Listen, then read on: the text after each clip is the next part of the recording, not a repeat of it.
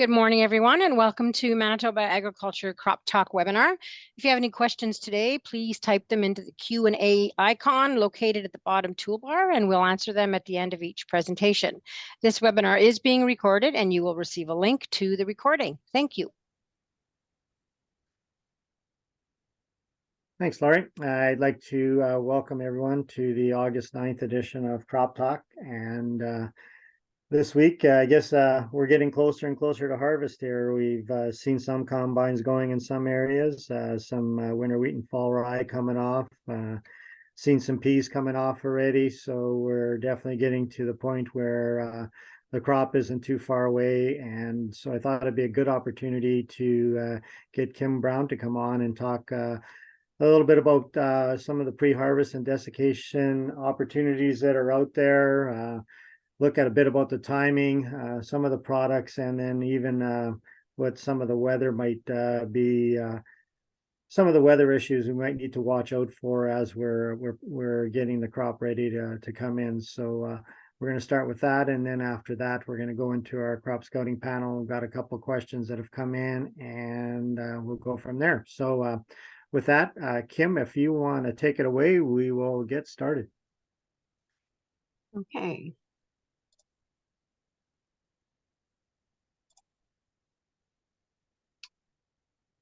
Let me know. Can you see my screen? Yeah, just go into presentation mode and we'll be great. Yep. Perfect. You're good. Be there. Just my computer seems a bit slow today, but there we go. Okay. So we're just going to talk about harvest management a couple weeks earlier than we did last year. That's just the way the whole year's gone. And I know, yeah, we've had some combines rolling around here, seen some swathing done this year. You know, we've had some really good hot weather for harvesting, not so great for crop growth, and we need that more moisture on some of our later season crops. But we've had some good hot weather, so we haven't really, it hasn't really been a year that we've been having to talk too much about pre-harvest desiccation or pre-harvest weed management, that type of thing. But you know, the harvest has just begun and we've got a long ways to go yet. So we're going to just revisit some of the things, you know, that we need to know when we're talking about, you know, dealing with weeds and dealing with crop dry down. So again, I guess the biggest thing is what purpose? What are we wanting to do? Do we want crop dry down? Do we want weed dry down? Or do we want both? And so what product? Now I'm going to talk brand names here, but there are generics as well. But I am talking brand names because I'm talking what's on that label. The generics might have a slightly different label. So of course, you know, using any product is at your own risk and you need to check all of the labels. So if you are using a generic brand, then please make sure that you have checked that label, that the use is appropriate and legal. So I'm going to talk about Roundup and Heat and Reglan, and you need to know your market. Just because it's registered on a certain crop doesn't mean your buyer will accept it. And so again, if you don't have a buyer for some of your product yet, either for some of your crop yet, then just make sure that all of your potential buyers, you've got, you know, you've contacted them or you have an idea. There's been a lot less acceptance in the last couple of years of glyphosate treated crops or for when they're treated at pre-harvest time. And so that's something that you need to be aware of. And sometimes companies that used to take crops in that were treated are not taking those anymore. And you know, we're seeing that especially with a crop like oats. So again, make sure you know where your crop's going. If you don't have a buyer for it yet, then investigate all the different possibilities because you don't want to get stuck with something that you can't sell because you've used a pre-harvest product that wasn't approved. So when we're talking about Roundup, which is glyphosate, your grain moisture has to be below 30% because anything above 30%, you're still going to get translocation, or you still could get translocation into the seed itself. And we do not want to find glyphosate residues in grain. That's not what we want. Then we have to be very careful with something called maximum residue limits. Those are set worldwide. Every country has different limits. And those are basically the maximum amount of residue that would be allowed to be found in the products that they're buying. So we don't want to find any glyphosate in our grain. And so if your crop is below 30% moisture, then at that point, the seeds are starting to dry down. They've reached their maximum size, their physical size, and then they start to shrink down. They start to lose moisture. And so when they're losing that moisture and they're drying down, they're not pulling in any products like glyphosate into that seed. So when you're looking at the crops, wheat, barley, oats, canary seed, basically that's hard dough stage. You're looking at canola and mustard. Your pods are green to yellow. Most seeds are yellow to brown. When you're talking about peas, the majority of the pods are brown, so you want 70 to 80% of the pods brown. That's basically 4 out of 5 pods would be brown. And with flax, the same thing. The majority, 70 to 80% of the bolls would be brown. Again, flax is a crop that I would doubt you would be able to find a buyer that will take glyphosate treated flax, but again, it is registered. If there is a buyer that will take it, that's great. Just make sure you've used it properly, but you have to be very careful with some of these crops, and the consumer acceptance of that of glyphosate treated crops is not high. With Roundup, basically, we're doing perennial pre-harvest weed control. We're looking at perennial weed control. Sometimes we talk about annual weeds. If they're very green annual weeds, we may get some control on them and not let them set seed. But realistically, a lot of our annual weeds by now have set seed. Most of that seed is probably viable or getting very close to being viable. So really for annual weed control, that's not a good option at all. You'll definitely get some dry down on that, but you're really not going to do anything to an annual weed unless it's a very young annual weed and you would get some control on and that you would be able to stop seed set on. So we're talking perennial weed control. And, you know, we're a little bit early this year. We tend to get our best perennial weed control a little bit later. Once we get into September and later, that's when we get our best perennial weed control. So we are a little bit earlier this year because everything's moved up a couple of weeks. You will definitely get some top dry down. I'm not sure if you'll get the maximum, you know, benefit of the perennial weed control as we would in a regular year if we were doing this a little bit later when we normally would, but again, we still would expect to see good top growth control.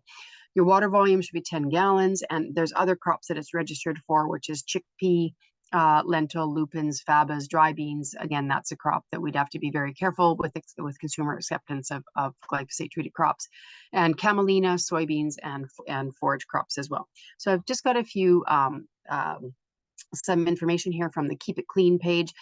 This is pre-harvest glyphosate staging guide. So this is generally just some general glyphosate information. And so basically we know, like it's registered for pre-harvest weed control, and ideally it's perennial weed control. It's not used as a desiccant. It's just too slow. It's not a desiccant at all. On its own. So again, we've got to be less than 30%. You've always 30% moisture in the seed, and you need to go to the least mature part of the field to look, because that's, you know, you can't go by most of the field. You have to go to the least mature part of the field. Crops are always uneven. This year maybe more so than others, but we have to go to that least mature part of the field, and we need to be at less than 30% there. So again, always follow application, follow the product label for application rate, timing, and PHIs, that type of thing. Never harvest earlier than recommended, because that can lead to the risk of unacceptable residues in the grain.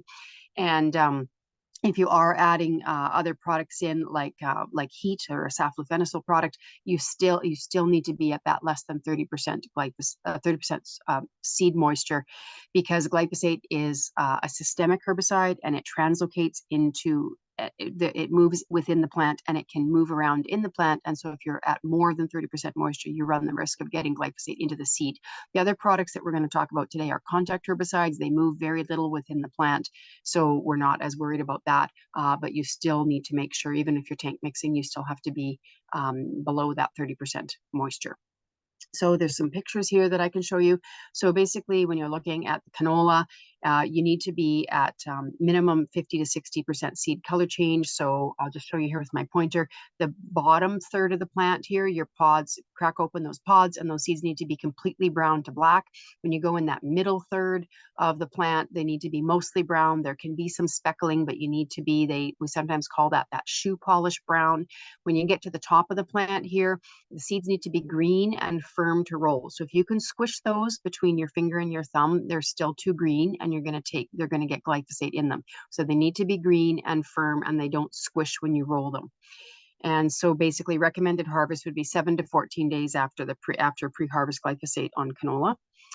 And again, this year, you know, I think we would be probably right in there. If we do get later, we do get some rain, or harvest gets delayed a little bit, then, you know, we're talking, then sometimes that gets moved out a bit. We could be talking 3 weeks or more for glyphosate to work, because it just takes a long time.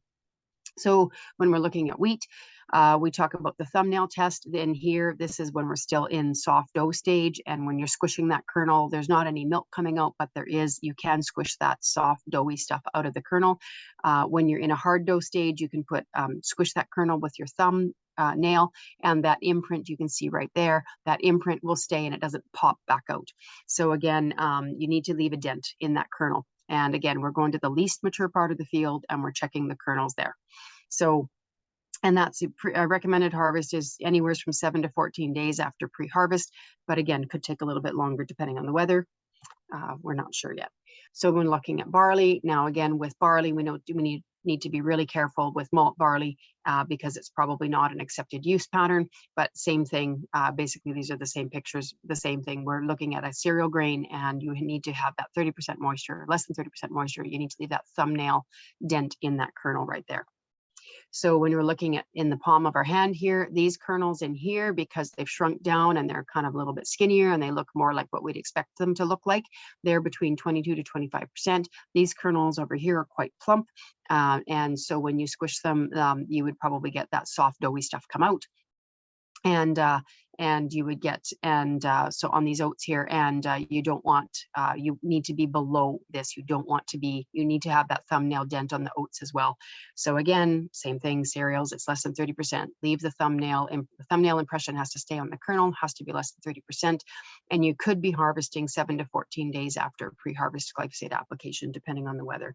And again, a lot of oats, there's a lot of less acceptance than there ever has been for glyphosate treated oats. So just be very sure that your buyer will take your oats if you are deciding to do a pre-harvest glyphosate application. When we're looking at peas, you need to kind of look and listen. So you're looking at most of your pods. Again, we had said that 80%. So we need 4 to 5 pods to be that yellow or golden brown. And the seeds in the bottom pod are detached and they're going to rattle. So you kind of shake that plant, shake those bottom pods and listen for that rattle. Recommended harvest is minimum 7 days after pre-harvest. And again, be informed your peas may not be treated, may not be accepted if they're treated with pre-harvest glyphosate. So check with your grain buyer before applying, depending where they're going. There's very specific rules depending on where those peas are going. When we're looking at faba beans, in this top picture, this grain moisture is greater than 30%. These seeds in here are very big. They've still kind of got that skin attached to them. They're very big, they're very squishy. It's too early here. When we're looking in here, this is about 30% moisture, and all plants in this field must reach this stage before applying. But these bottom pods are turning black and the seeds are detached as well. So you need to watch that on the fabas. And here, here we are at 20% or less, and basically most of the pods are 20% moisture or less. Most of the pods are black, and we see these seeds are detached. You can see they're kind of sitting here in the little cup, and they're going to rattle. So again, the leaves are drying down. The stems are green to brown in color. The lower pods are brown to dark brown and black. And minimum 7 days after pre-harvest application is your recommended harvest. And again, check with your buyer as to whether or not a pre-harvest glyphosate use is allowed. We're looking at dry beans. Again, it's look and listen. So you want 80 to 90% of the leaves to have dropped and the pod color to change from to the mature color. So whichever bean we're talking about, whichever color that is, we need that to be 80%. So most of the 80% of your beans need to be the seed color that they should be at maturity. Upper pods are yellow, but the seeds will rattle in those lowest pods, so you want to listen for that as well. And seeds have lost their green color when split. So if you squish them, the seeds are not hard or not that hard yet. You can still kind of pry them open or squish them open, but they're not green here in the middle like that. That's if they're too green in the middle, that's too early. Your pre-harvest interval for glyphosate, pre-harvest glyphosate on dry beans is 7 days. But again, please check with your buyer. Most dry bean dealers don't accept beans that are treated with pre-harvest glyphosate. So check with all of your buyers or check with any potential markets before you apply the glyphosate to dry beans. We're talking about heat, which is saflufenicil. This is a group 14 product. We're talking about wheat and barley, the hard dough stage, which is Zadok stage 87. If anybody's staging it like that, our seeds are less than 30% moisture. So again, very similar to our glyphosate staging. With canola, they'd like you to be at 80% of the seeds have changed color. With peas, the majority of the pods are brown. So again, 70 to 80%. So we want 4 to 5 pods to be brown. Dry beans, same thing, very similar to the glyphosate staging. Stems are green to brown, pods are mature, which means they're yellow to brown. They're leathery and dry, and 80 to 90% of the leaves have actually dropped off the plant. With fabas, 80% of the lower pods have turned black. The middle pods are yellow and tan, and the top green pods have firm seed. So again, when you're using heat as well, you know, whenever you think you're ready to use heat, probably still wait another couple of days after that, because this product does work a lot faster than glyphosate. And we need to be aware of that. We need to make sure we're at the proper staging. So basically heat, it's meant to speed the rate of dry down of crops and green weedy material. It's best to apply in the heat of the day between 9 a.m. and 5 p.m. Use all of the merge in the box. It can be used alone, or it can be tank mixed with 1 liter of glyphosate. And again, if we're tank mixing with glyphosate, please make sure you know your markets and that that's an acceptable use pattern. Water volume is anywhere from 10 to 20 gallons. If you're using heat by itself without the glyphosate, we need you to be at that 20 gallons. We need lots of water. We need lots of coverage. This is a contact herbicide. Need to get the coverage on there. Slow down, you know, use the right nozzles. Your fungicide nozzles are good. With the angled nozzles are a good choice. You need to get coverage with this product because it is not systemic at all. The pre-harvest interval is 2 to 3 days, and other crops that you can use it on is chickpeas, red lentils, soybeans, sunflowers, triticale, and flax. And that's a relatively new use for flax. And again, you'd want to be probably putting that alone, as most of the flax markets would not accept glyphosate tank mixed with the heat. But that's good to have that use pattern. The optimal timing, I think I've just got one picture here. Basically, you want 80% of the seeds to have changed color. You can't determine by pod color. That's very much, that depends on the variety, on the growing conditions. We do know some varieties get quite a purple look to them. It's almost a sunburning look. That depends on the variety, depends on the growing conditions again. So you can't go by pod color. You have to open those pods, and so split them open and take a look. You have to have that seed color change in at least 80% of the plant. So you'd be, you know, wherever my pointer's here, this bottom 80% of the plant has got to have either brown or black or brown seeds in them. So again, your lowermost pods will be the oldest ones. These are your oldest pods down here. And basically you want anywhere from 2/3 to 3/4 of the main stem here to have changed from dark brown to dark brown or black. So you need to have that seed color change. So you need to be in there walking the fields. And again, go to the least mature part of the field and check there, because that's where we have to do our staging, is at the least mature part of the field. When we're talking Reglan or Diquat, again, this is our speediest one. This is a true desiccant, and it's a contact herbicide. When we're doing canola, you need to be 90% more of the seed is brown. With peas, the bottom pods are ripe and dry. The seeds are detached from the pods. With flax, 75% of the bolls are brown. With dry beans, red and white kidney beans are registered. 80 to 90% of the leaves are lost. 80% of the pods are yellow and leathery. And with fabas, most plants are ripe and dry. Pods are fully filled, and bottom pods are black or tan in color. And so the purpose or the Reglan, how it works, is basically dry, immature green material at the top of indeterminate crops and green weeds to facilitate harvest. So that's the purpose of Reglan, is we want to dry that immature green material. We are not doing any kind of weed control. We are just drying down the green material at the top of the crops and green weeds. It does not speed up the maturity of green crops, so you have to put it on as late as the label says. The water volume is minimum 20 gallons. And when we apply this product too, we want to apply it in the morning. It's kind of opposite of heat. We want to apply it in the morning or in the evening. We don't want to apply it in the intense sunlight. We want to give it a little bit of time to work. Even though it is a contact herbicide, it does take a little bit longer to work in the plant. And so it's best to apply on mornings or evenings when it's cool and cloudy. That's actually a really good time. And so our pre-harvest interval of canola is 7 to 10 days. Peas and flax is when the samples test dry. And with fabas, it's 4 to 7 days. So this is really speedy. And I think, Lionel, you had mentioned you had seen some peas that were desiccated and then combined in about 3 days. And that's not surprising given the weather conditions that we've had lately.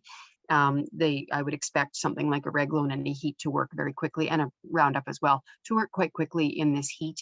Again, we've got to be careful to get lots of coverage on these products just because of the heat. We don't want to have any evaporation, or we don't want to lose, our spray droplets, that type of thing, because it is so hot and dry out there. But as long as we've got lots of water and we're getting the coverage, I would expect these products to be working very quickly with the weather conditions that we're having these days.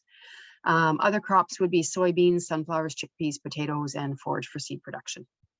So Reglan, just a couple of pictures here. The green seed levels will not decrease after an application of a Reglan ion. So when you if you're applying Reglan to canola that looks like this, that is not going to change color. You are basically locking in that green. You cannot do that. So in canola, you have to spray when 90% or more of the individual seeds have turned brown or black across the entire plant, on the entire plant across the whole field, and then harvest the canola as soon as dry down is complete. So you want to be able to get in there. So you need to be timing, because this works so well and it works so quickly. You need to be able to make sure that your combines can keep up with what you've sprayed, and you need to have the combines ready and get in there, because you may not have a lot of time, especially this year. So I think that's what I do still have for peas. For field peas, it's time to apply Reglan when your upper pods, they're fleshy green and starting to turn yellow. The seeds may be immature, but again, we don't want to have that green color on the inside of them. If you open them up, we don't want them too bright. You don't want them really bright. You want them to be drying down a bit. Pods are light green to yellow and somewhat shrunken and leathery in the middle.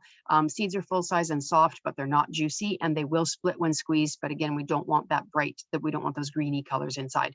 The bottom pods, the pods are dry and translucent. Seeds are detached from the pod, so you'll hear that rattle. And harvest timing, they'll be ready for combining 5 to 7 days after spraying, depending on weather conditions. If significant rainfall occurs after application, that could be extended. But again, this year we know that's probably been moved up a bit. So be ready to go with the combine once you start your desiccation program. So I think that was all I had. I think, Lionel, you had some questions. So if you wanted to fire away with those, I can do my best on that.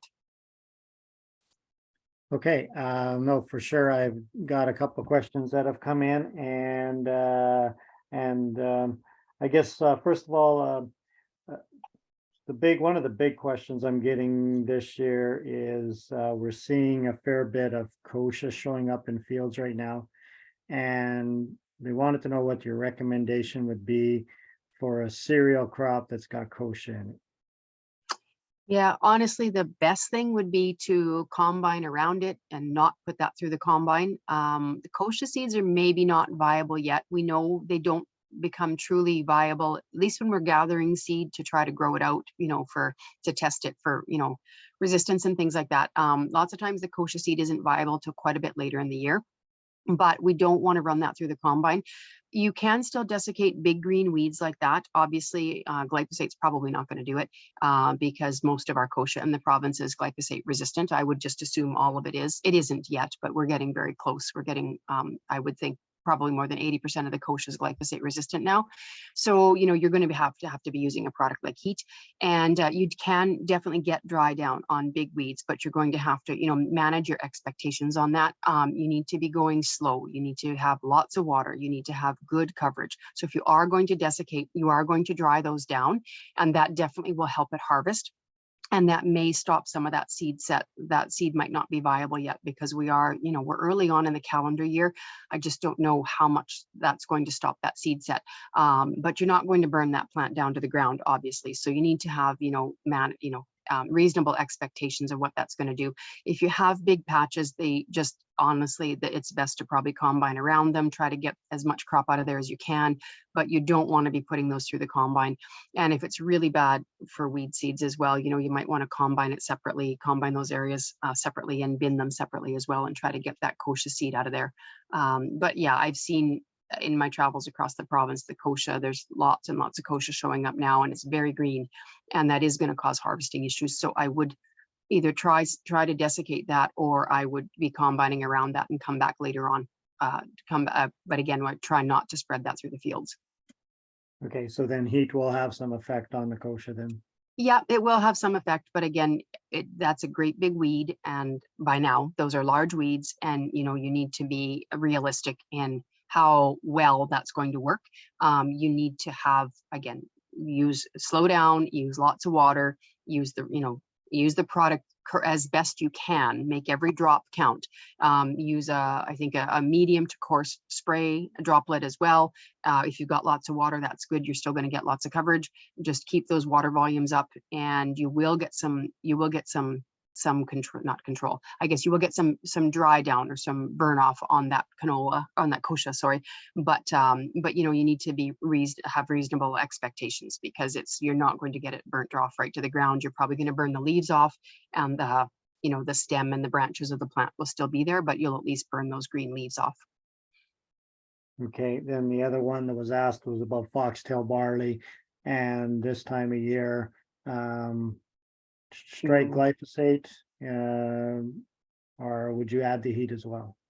Well, heat won't do anything to grasses, so that's not going to help at all with foxtail barley. But the glyphosate, because it's a perennial weed, again, this is when we go after perennial weeds now or in the fall. So if you're not going to do any pre-harvest desiccation on those fields with foxtail barley, then definitely plan to come back in September, or, you know, getting into early October, and do something there to try to take out some of those perennial plants. But yeah, heat's not going to do anything to grasses. So.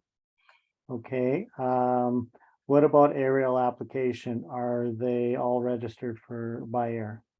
That I don't know. I haven't checked that lately, so I'd have to get back to you on that one, but I can look that up and take a look at that. Sorry. Oh, no problem. That's good. And okay, and I think you already maybe talked about this or mentioned this. The question was, with the dry conditions we're seeing, are we going to see faster dry down time, and therefore can we be in the field earlier? And I guess it comes back to this for glyphosate, the 7-day interval, right? Yeah, you need to be observing the pre-harvest interval. I do think, you know, given the weather conditions, as long as we should get good control, like especially of dry down, like dry down of the crops. You know, our weeds are still green, and so they should be actively taking up products. So like, other than something like a kochia, which is glyphosate resistant, that's not going to work, right? But our other weeds that are still nice and green, the idea though is to use lots of water and get good coverage as well, because we do know it has been hot and dry. They probably aren't taking up as much product as normal, but if they are still actively growing and they do appear to be, you know, green and that, then you know, they should still take up some product. But I would expect for sure the desiccation products, our heat and our Reglan, I would expect them to be working a little bit faster than normal in this weather. And so again, you've got to watch that. And the glyphosate as well. If we've got good growing conditions, glyphosate will work a little bit faster. But I don't know that it would work so fast you'd be in there before the recommended pre-harvest interval, because I think a lot of that, it was minimum 7 days. But you still need to be watching that. And again, you want to get as good as dry down as you can with those products. Okay, good. I think just going through, okay. And I have had a few people ask about barley, and one of the comments you made about who you're selling it to, that would be something to watch for. And and I think probably one of my comments there, I've been telling guys, is that swathing right now probably wouldn't be that bad of an issue thing either. You know, if we're not getting much rain, take advantage of the quick dry down that way. Yeah, and I've seen quite a few crops here, some of our cereal crops in the earliest harvested cereals here in the central region that I've seen have been swathed and then combined quite quickly. So I think with this hot, dry weather, now the weather over the next couple of days looks a bit more rainy and cool. But again, I think you just have to kind of watch the long-term weather forecast. But that has worked well. We've seen a lot of swathing of cereal crops just in this area, more so than I would have expected to see. But good. Okay, Kim, thanks for that. You're going to hang on, so if we have any more questions later on, that'd be great.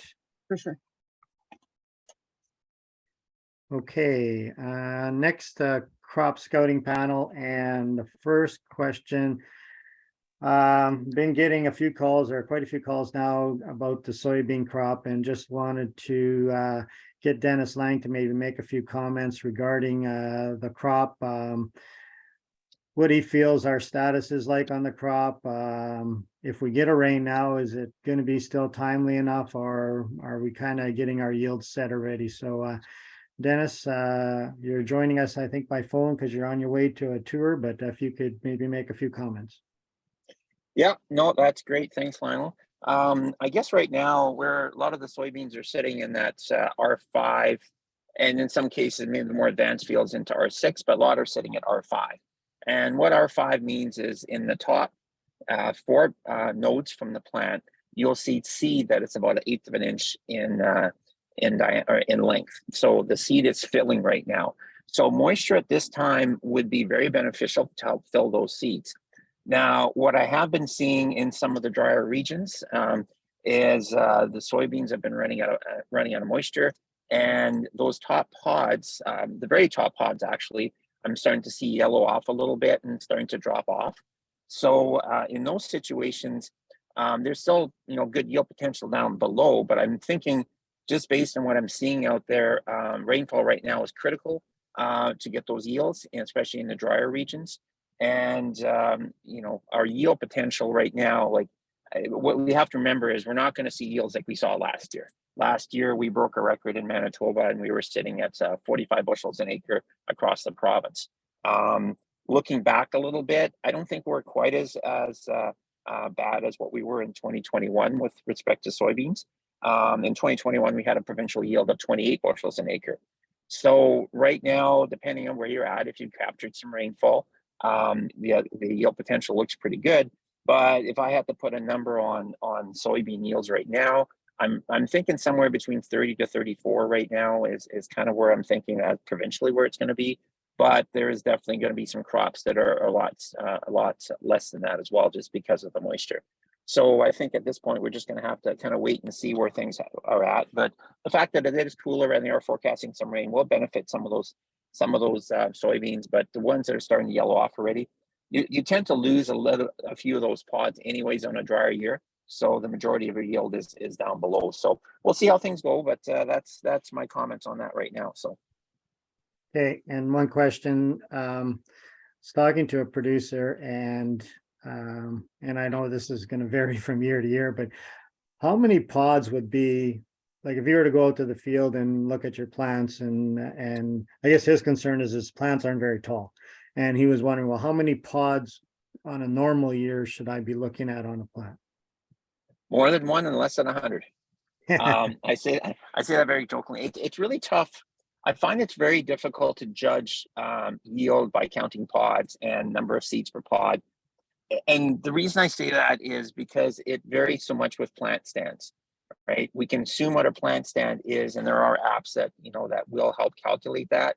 But generally, if you have a smaller plant, that doesn't necessarily mean that you have a lower yield. If there's good pod set and if there's lots of branching in there, and the seeds are full, that makes a huge difference. Even the number of seeds per pod make a difference. If you're sitting at 2.5 versus 3 or 4 seeds per pound, that will make a huge difference in the end. So what I tend to look for when I look at stands for judging yield, I look at evenness of the fields. I look at any, if we have good pod set in general, and a very clean field, and we've had good moisture.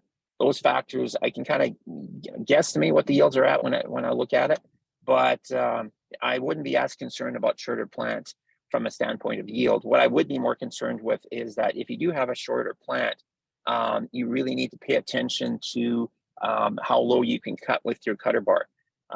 What I typically like to recommend is growers really look at something like an air bar if they're looking at a shorter stand. So that might be something you would maybe look at if your stand's a little shorter this year, is maybe invest in an air bar if you don't already have one.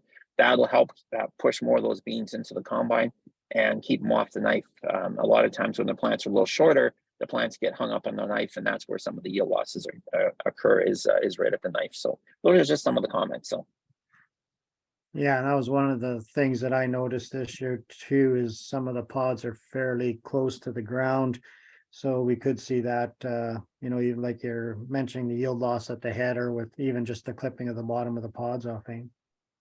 Yeah, over the years, we've seen varieties, some varieties yielded really well, but then there was always that complaint about losing a lot of pods at the bottom. And in the end, there was just the majority of the yield was maybe more in the mid canopy. But you really need to pay attention to cutter bar height and make the proper adjustments on the year when the plants are a little bit shorter. And I think that will help with your yield. But to me, it's I've never had really good success because every time I do the counts or use the app, I end up getting 55 to 60 bushels an acre. And I guess if I could take that money to the bank, that would be great, but I know I can't do that. So. Okay, great. Thanks, Dennis. Thanks for joining us today. And that was kind of a good update.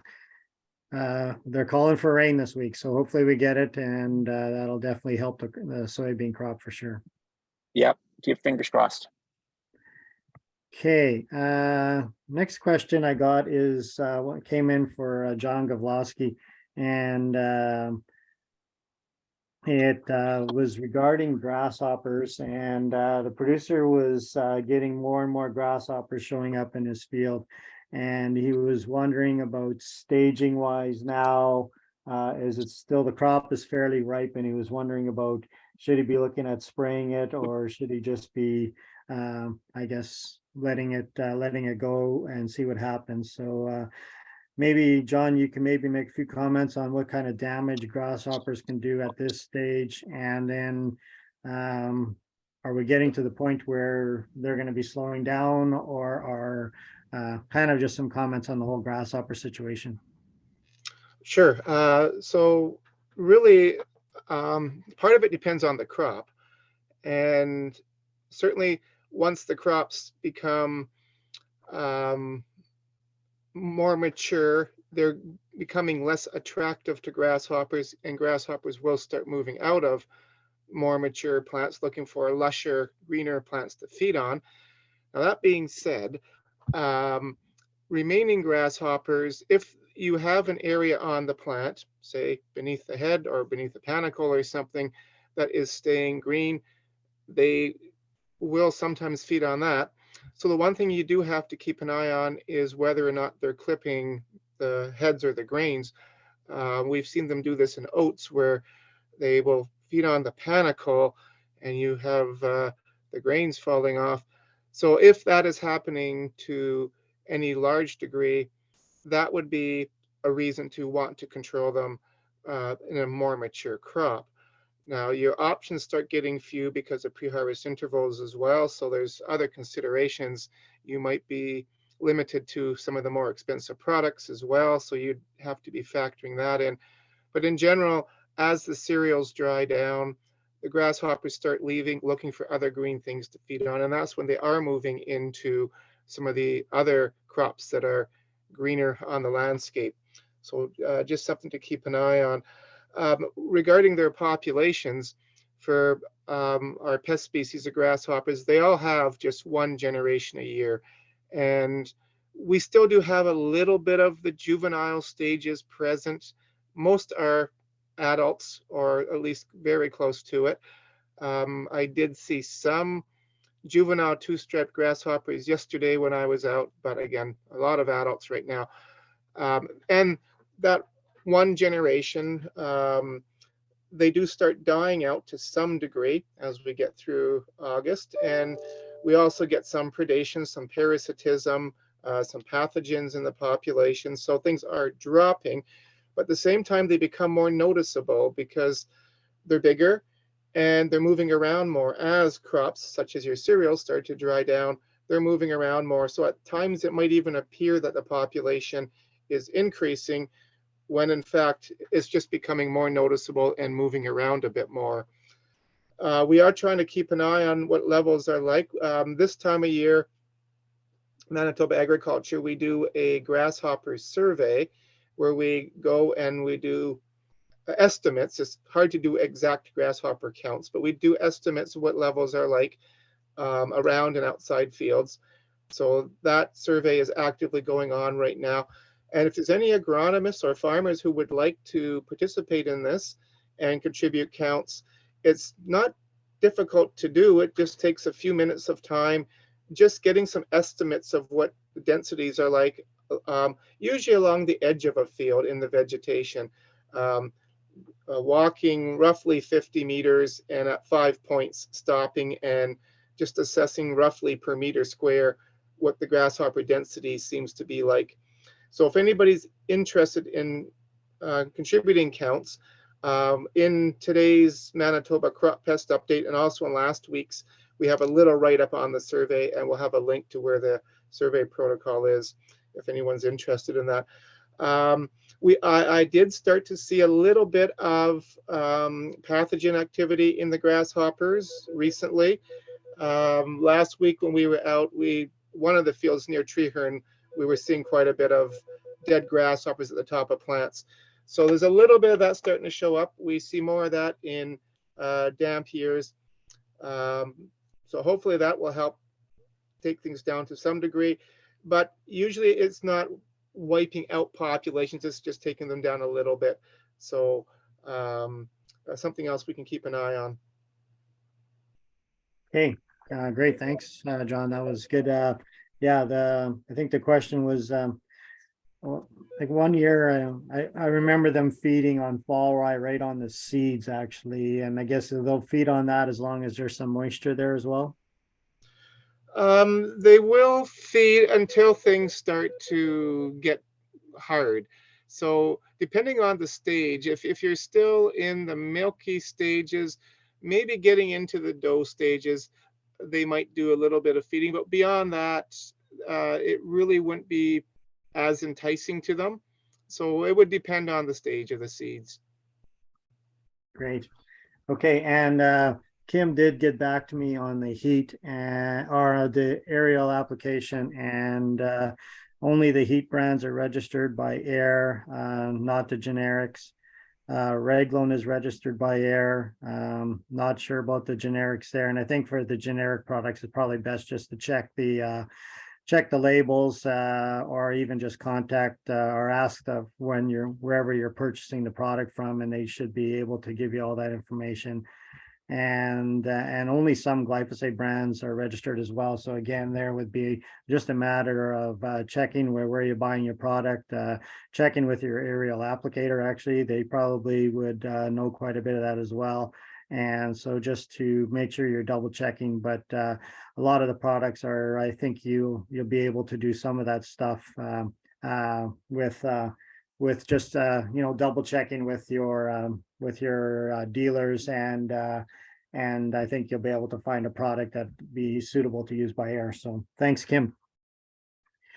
Okay, so maybe now we'll just do a little bit of an update on kind of what's happening.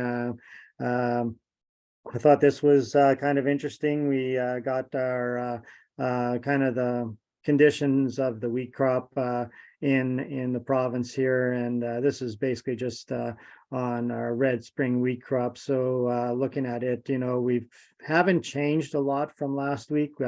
We've got some more rains this past week in some areas, and actually this last couple days here, even the Southwest got a little bit of rain. I think most areas got something anyways, so it was nice to see, and the forecast is calling for some rain. So I think these numbers may hold on, but the crop is definitely looking like maybe not as good as what we've seen in the past few years, but right now a lot of the crop is in the fair to good shape right now. So we're looking at harvest going to be starting soon. So I guess rainfall on some of the crop is probably going to be maybe past the point, but on some of the later seeded crops, it still could be beneficial. So hopefully we get that. This is the map of Manitoba for the percent of normal precipitation, and this is from May 1st to July 30th. And when you look at that, you're looking at most of the province being anywhere from probably in that 50 to 70% of normal rainfall, and some of the dark brown areas actually getting a little bit larger as we go more and more days without moisture. So you can definitely see why maybe our yields aren't going to be as good this year, and also why harvest is coming in so much faster. I know I was talking to Kim earlier on, and we we're talking about things close to 2 weeks earlier than normal, and that's what we're kind of seeing pretty much everywhere across the province, where harvest is definitely coming in a little bit faster. So a little bit about some of the crops that are being harvested. Winter wheat and fall rye is starting to come off, and would say in the southwest, we're about 45% complete on those two crops, probably more of the fall rye than the winter wheat that has come off, but basically, nicely getting going on both of those crops. Talked to some producers that have been taking off some of the fall rye. It seemed to take a little bit advantage of the early spring moistures, and maybe avoided some of the heat. So they're looking at about an average crop. They're saying, anywhere talks from anywhere from that 40 to 50 bushel range, which maybe is a little bit lower than previous years, but still, I guess if you were to look at long-term averages, probably not too bad. Winter wheat, I haven't talked to a lot of producers that have harvested some winter wheat. It's just nicely getting to the stage where guys were going out there and trying to get some samples and seeing how close it's going to be harvested around here. I think the farther we go east in the province, more and more of that crop has been coming off. And I think from what I've been seeing, we're looking at about average yields there as well. One of the things about the crops is we've been seeing some pretty good quality. I guess, moistures have been able to take off the crop in good quality just because of the dry conditions. I haven't heard anything about protein or falling numbers yet in the winter wheat and fall rye, but it'll be interesting as we get a little bit farther on as to how we see there. Did hear a couple producers that are talking about ergot in their fall rye, so I guess we could be still seeing some problems with some of the quality, but I haven't heard a lot about that. Spring cereal crops, most of them are leaving the soft dough stage and getting into the hard dough stage. And talking to some producers, I can see where we'll be starting by the end of this week, maybe the beginning of next week. Some of the early seeded crops are going to be looking at getting sprayed. I did talk to some producers, and like Kim had mentioned earlier on today, some of the cereal crops are being swathed. I know some barley being swathed, and a lot of guys will take advantage of that. And this kind of weather conditions and dry conditions, barley's turning fast and get it knocked down, and usually 2 to 3 days after swathing, a lot of guys will be out there combining. So I think producers are going to be watching the weather and seeing if this stretch of weather goes through this week here. They're talking again for next week where we could be seeing some warm, dry weather again. So I could see more and more of the crop coming off as being swathed. Peas are being sprayed a fair bit throughout the region right now, and I did talk to a producer last Thursday. They would sprayed these green peas, actually the samples in my hand right there. So they sprayed the green peas last Thursday, and we're combining them Sunday and Monday. So he was saying the quality does look fairly good. The sample was fairly dry already. There were some green spots still in the field, but they were able to take off the crop fairly good. And I think as of yesterday, I think when I was talking to them, I think they were down to pretty much about 80 acres left. So they're had a pretty good run on them. So and then just talking to other producers, I see a lot of peas that are in that stage where if they're not being sprayed, they're going to be sprayed over the next little while here. So pea harvest is going to be coming in fairly fast. Regarding any of the other crops, you're looking at the canola. It's kind of in the full pod stage right now and pod fill stage. Very few crops are flowering yet, and if they are flowering, they're starting to go out of flower pretty fast because of the dry conditions. Rainfall would help the late crops, and it would help all the crops right now because we're still seeing that pod fill. One of the things I have been noticing in my tours is that a lot of the pods right now don't look as big as they've looked in past years. So we could be seeing maybe a little bit less yield just because of the drier conditions. And then looking at some of the other crops, flax, starting to almost some fields are starting to get that tinge already too, starting to brown off, but most of it is in the bull fill stage right now. And doing okay. And maybe just one other comment regarding the cereal crops. I think out of all the crops, even from talking to other producers, it just seems like the spring wheat crop seem to have managed or is handling the dry conditions a lot better. And I've seen that in a lot of the disease surveys we've been doing. Looking at some of the wheat crops, I can see some pretty good head development, and you know, some yield potential is going to be still there for the wheat. So I think we still have some potential for some good yields in wheat and some good quality, that's for sure. I guess with that, just a few other slides to finish off for today, but we definitely are, you know, just wanted to remind producers about the crop residue burning program. It started on August the 1st. So as we're getting into harvest here, if you're looking at doing any burning, definitely look at burning permits. Burning bans in your RMs are also out, so make sure that if you're in an area that's got a burning ban, you take heed of those as well. Our crop extension specialists, again, everybody's been out in the field for a lot over the last week to 2 weeks here, seeing a lot of different things in the field. So if you got questions or have seen something in your field that you need some answers to, definitely give any one of us a call, and we can do our best to help you out there.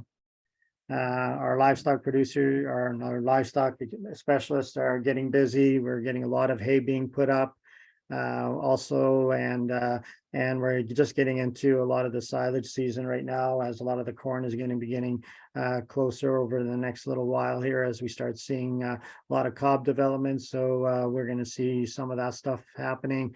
If you got any questions, if you've got hay for sale, our 1-800 number to get your hay in online, to get it registered in on the hay listing service. MASC service centers, there's the numbers for the service centers. I've seen that August 15th is the last day to declare unsold production from previous crop years on your carryover production report. So if you have got any questions about grain that you might be carrying over, it probably wouldn't hurt to give the offices a call just to see what you need to do, see what forms you need to fill out to get those completed and up to date before we get into too much of this year's harvest. And got questions, or you got any recommendations for future crop talks, give myself or Lori a call or contact, and we'll do our best to get some of your concerns answered. I'd like to thank the questions that are coming in, thank the presenters for today, and join us again next week, August the 16th. I'm guessing we're going to be in full harvest or preparing for full harvest again. So see everybody then. Thanks for attending.